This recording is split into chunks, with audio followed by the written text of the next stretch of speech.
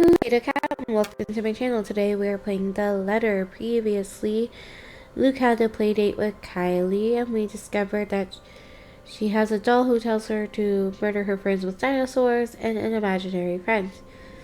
And also, Luke can't draw. And we finally sent her home, and pretty much, yeah, that's where we left off. Alright, let's continue. Also, I don't know if I noticed this earlier. Look! Look at that! Sure, it's only right twice a day, but the pendulum is penduluming. That's so cool. Anyways, I'm pretty sure I read that one already. The rest of the drawings, all Kylie's, remain unharmed as I collect the lot. They have been stacked neatly on the table before. They must have been blown about when I saw Kylie off. And there are plenty of them. From cats and cakes to colorful rainbows and gardens, the child managed to make a lot during her morning here. There is one more that I have to fish out of the fireplace, where it landed. Expecting to see another one of Kylie's masterpieces, I'm instead greeted with something a bit more concerning.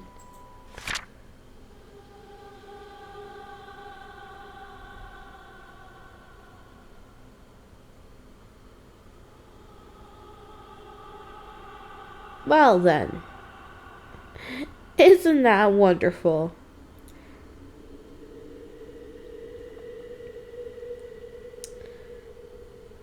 This is Takako. I knew it. I just knew it. That is me, and that is Kylie, the two of us side by side and smiling as our stick figure selves stand in a nondescript field. Not much I can ascertain without looking at the labels below the doodle's feet. But a third figure stands next to me in the drawing. A woman with her face hidden behind a curtain of black.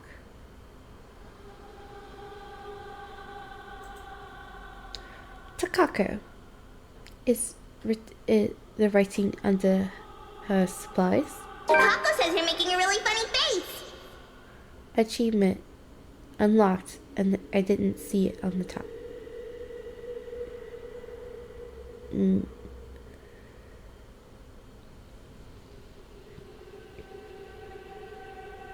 Taka who? Takako, a friend I made.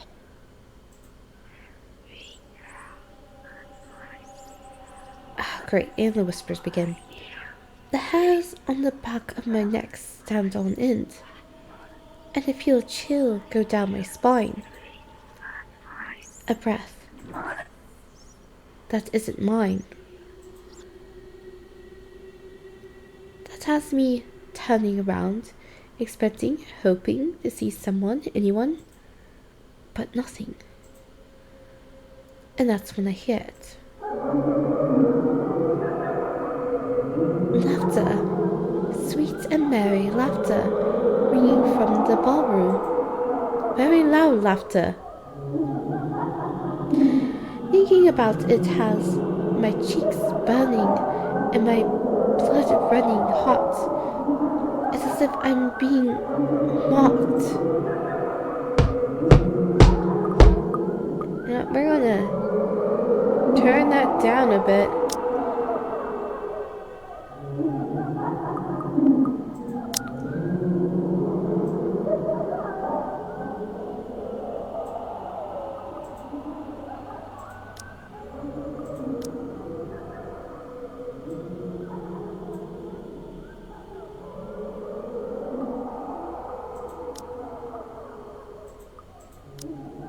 Okay. Much better. As I stomped towards the door, I had to stop myself from shouting up a storm. I expect to see some of the help dallying about, idle from their duties. Perhaps they thought they can slack off in their duties without the head butler around and with my preoccupation with Kylie. Well, they had another thing coming. But again, nothing. Nothing from what I can see with a cursory glance at the very least. I roam around looking for near impossible hiding places, and still I'm all alone. Yet I can still hear the laughter, that accursed laughter, echoing about the room in my head. Who's there? Show yourselves and show some respect to the master of the house! Spent my authority. Cold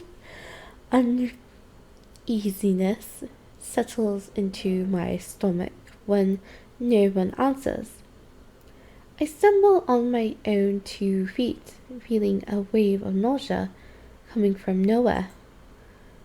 I have to put a hand against the wall to stay upright, and the wall shifts and pain explodes behind my eyes. It takes every ounce of my self-control not to heave then and there. The only thing my pride allowed me to do then is to close my eyes and attempt to alleviate some of the pain. Vague, unfamiliar images, dare I say, memories, not mine, flash in my head, unbidden and unwelcome. Like a strong hammer strike to the head, threatening to crack my skull and split it in two. Whatever emotions they hold are muted. I'm nothing but a spectre.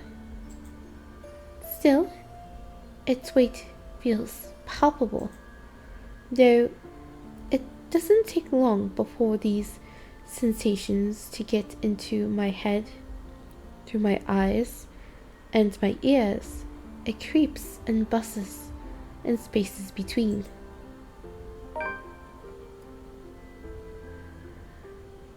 It hurts.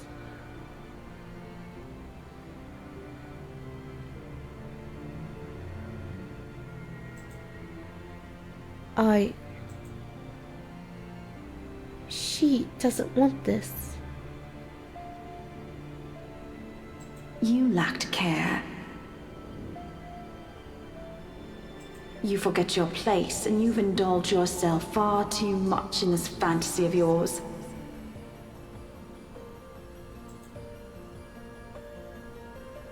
This is vile. Like vomit and sludge pushing against my skin before it covers me until I'm weighed down. Disgusting. Wrong. Stop it. You've overstepped your boundaries and livery.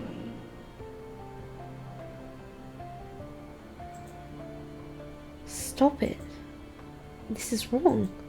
Please. May I remind you that you are nothing but a servant, a slave. An unattractive, unchaste harlot who thinks too much of herself.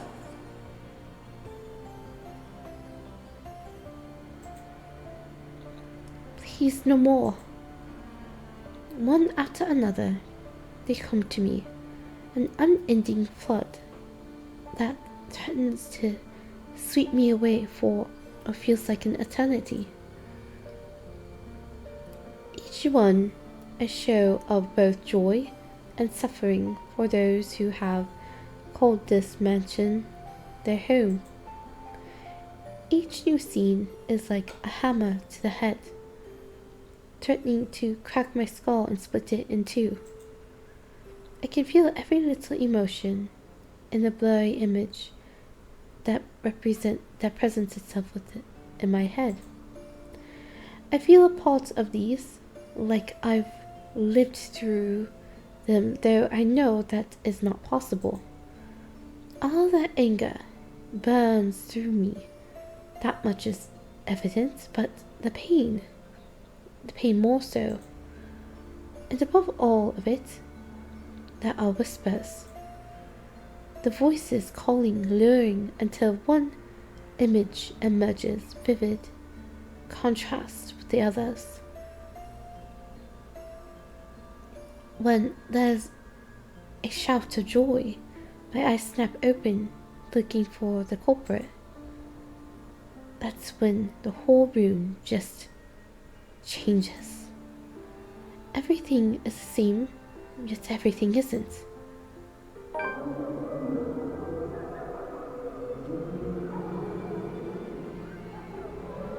There are people everywhere, laughing and dancing. I should be concerned about them, but my mind finds it easy to dismiss them as they fade in and out from nothingness.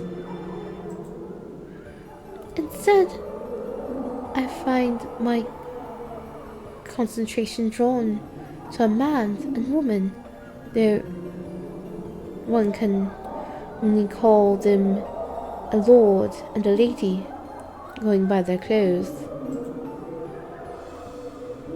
And oh, just see how happy the couple looks. Though the man's eyes are eerily blank, like he's not all there. His face familiar though. In fact, they both are, but I can't quite place why. The two make for a pretty picture as they dance in the center of the ballroom.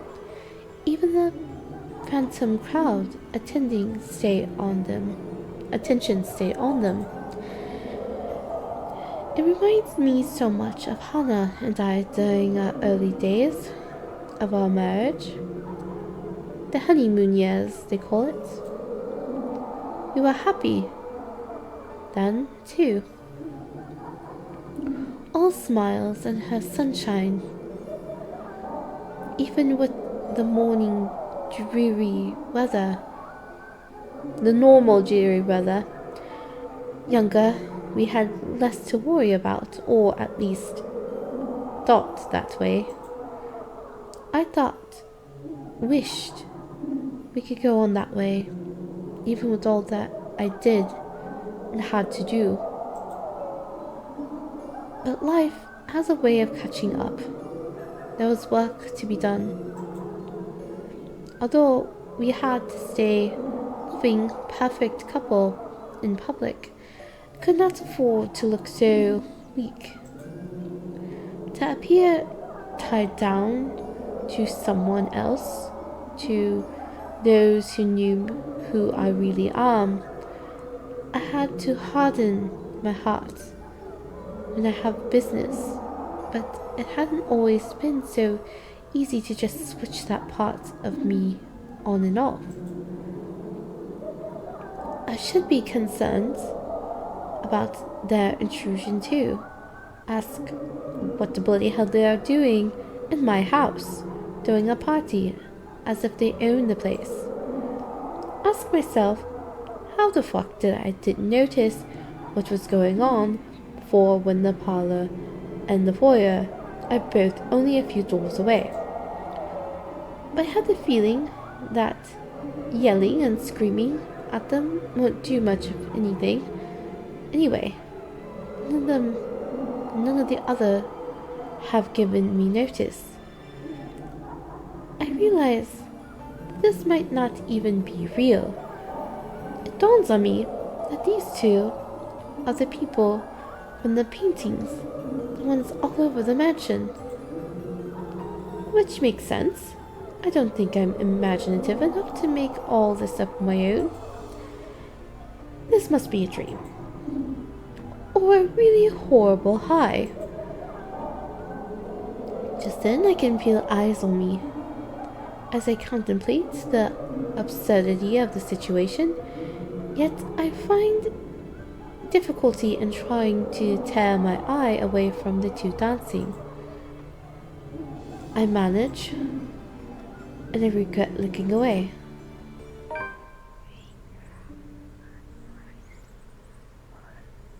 So, was Takako like flirting with the Lord, and then the lady made her husband and them like do it or something? Like, what? What was the scene? And was he the lord of the house, or was this a different servant being forced to do this? And like, just why, other than her just being evil? I guess we'll find out, hopefully. The woman from the garden stands beside me. How does he know this is a woman from the garden? She looks different. Oh, that's right, I forgot how loud the dun-dun-dun music was. I had to turn it like way down last time.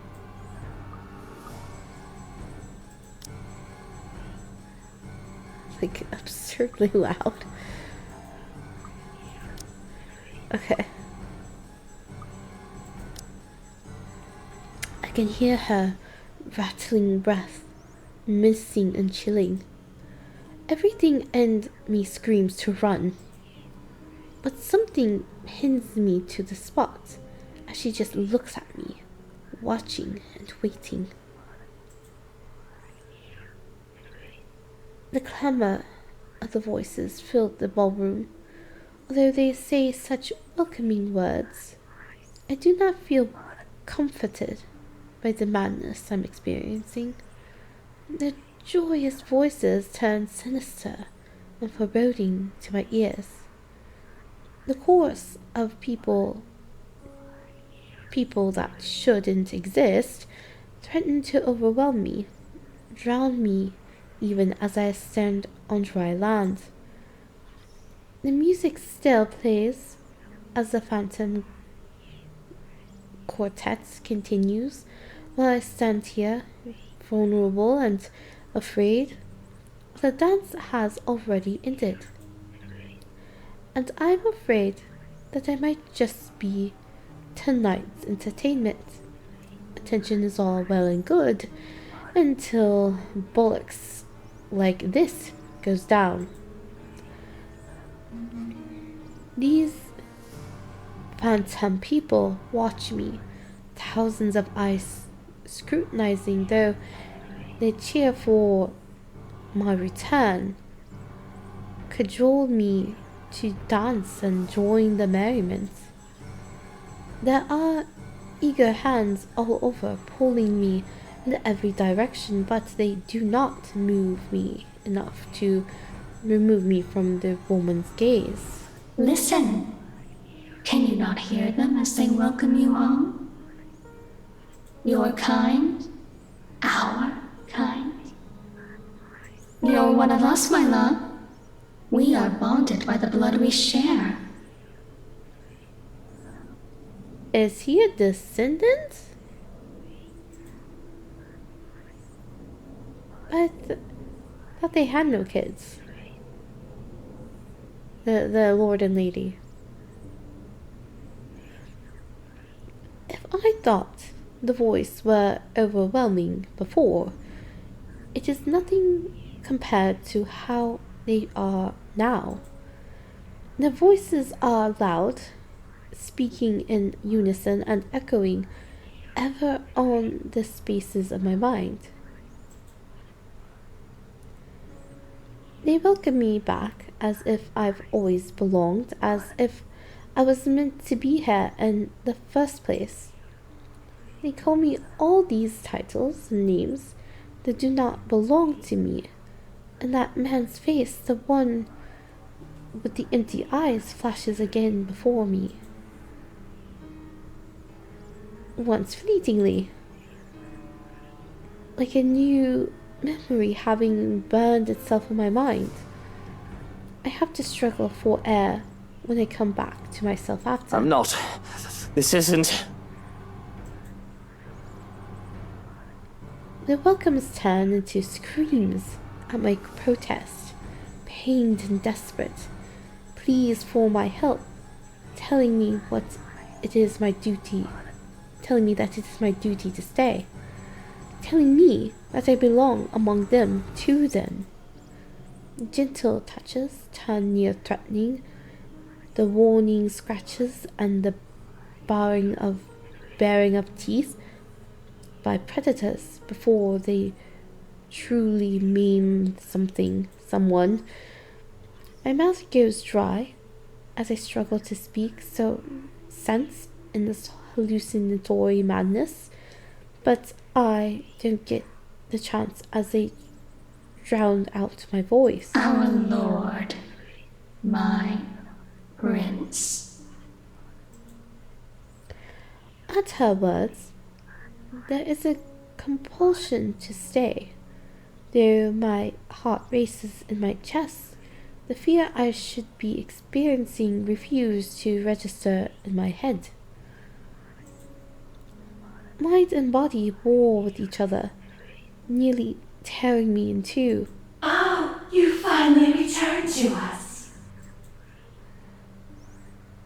The compulsion to walk into her arms is strong. Whispers in my head tell me to go to her. They say that she is safety.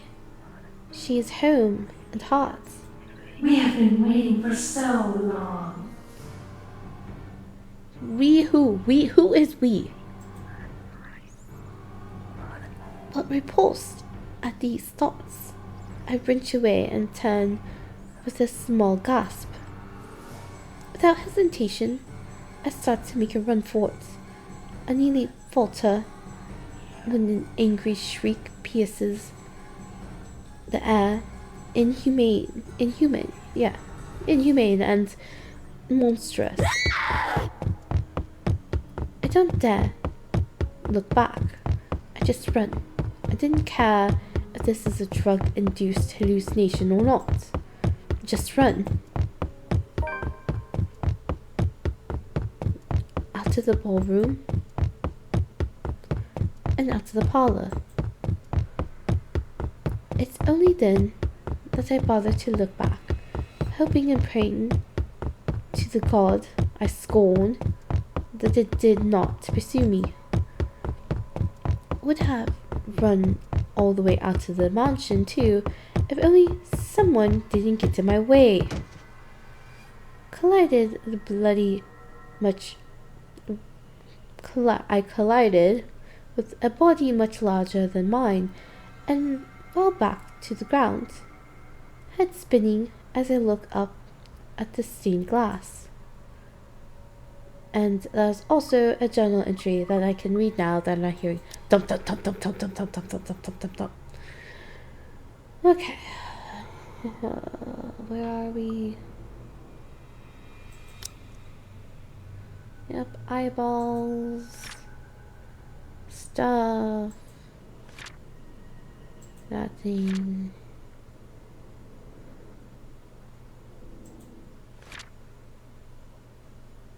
Creepy doll. Here we are. Alone, Luke heard voices coming from the nearby ballroom. When he decided to investigate, he was assaulted by memories, not of his own. And at the center of it all, the same woman who appeared before him the day before. ... Cool. Ow, my toes.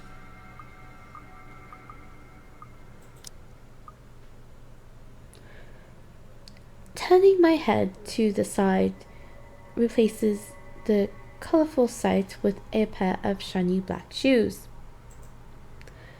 Fatigue fills every inch of my being then, making me refuse to get up.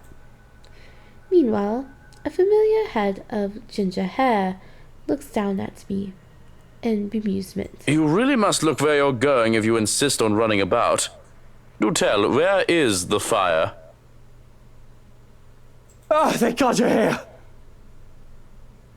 I do hope you don't have a concussion. Can you count backwards from 15 to 1 for me? Oh, fuck off, you wanker. Just help me up. I do not think insulting me if you do have a concussion is a smart decision. But no, really. 15 to 1. That woman, she was here. I told you to keep an eye out for her. The other man offers an arm and pulls me up to my feet then. But before I can storm off and pull him to the ballroom, he anchors me down with one hand on my shoulder and the other touching the back of my head. No bruising or bump. That still does not mean that you don't have a concussion. If you are too lazy to count backwards, can you tell me your full name? Where are you currently? We don't have Lucille Mitchell Wright, and this is the Ermengarde bloody fucking foyer. But we don't have time for this. You must make and have the time to make sure you are not broken in the head. I have already sent security to scour the whole house. If the woman is here, they will have her. You will only be slowing them down if you plan to interfere. The whole house. Okay.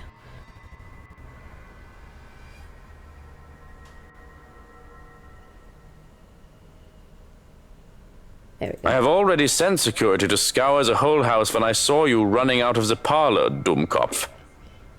Ah, that's the apartment.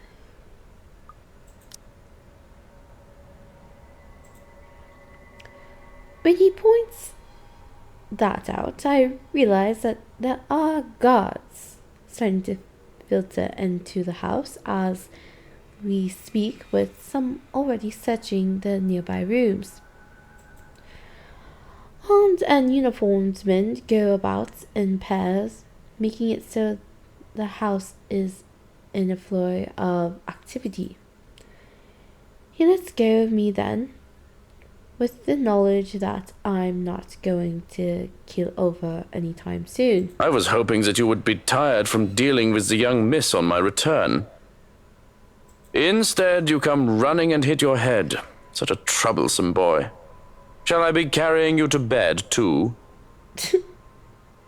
That would be amusing. I can manage just fine on my own. Though I don't see how I can sleep until that woman is caught. It'll be easier to keep you safe in your quarters. This is twice we've known the woman to break in. I think we can safely presume that you hold her interest. He says it as if he says it as a matter of fact, in a tone that brook no argument. Not like I'll argue it means I'm. Not that I'll argue if it means I'm kept safe. The two of us hurry upstairs, though we remain watchful and wary of any potential threats to my person. Are the eyeballs still on the floor in the bedroom? We make it to the master bedroom without any trouble, though, and two of the security are left outside the door. No problem at all. Not until we get inside.